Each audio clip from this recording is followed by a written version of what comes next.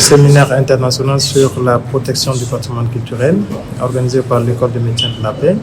Et moi, j'intervenais sur les déterminants atteintes au patrimoine culturel. Ça veut dire que quelles sont les causes qui aujourd'hui portent atteinte à tout ce qui est comme patrimoine culturel au niveau du Mali, mais dans le Sahel.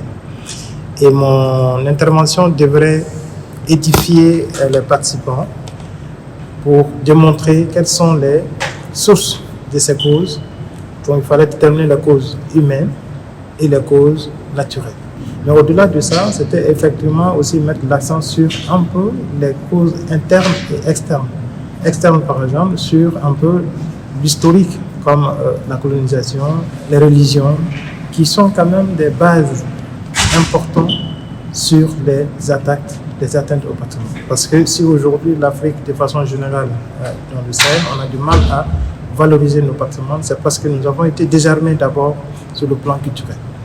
Et aujourd'hui, le combat de l'UNESCO, qui est justement de reconstruire ce patrimoine, est dans l'égalité pour tous les pays du monde. Cette conférence, certainement, à l'issue de laquelle des recommandations fortes seront formulées, comme qui a été le cas ce mois, qui est la nécessité de renforcer les textes juridiques qui existent, les mesures répressives qui existent, il faut les renforcer, et il faut donner les moyens en termes de finances, en termes de ressources, pour que le patrimoine puisse déjà prendre le relais pour le développement et l'essor de l'Afrique de façon générale et la vie du Sahel.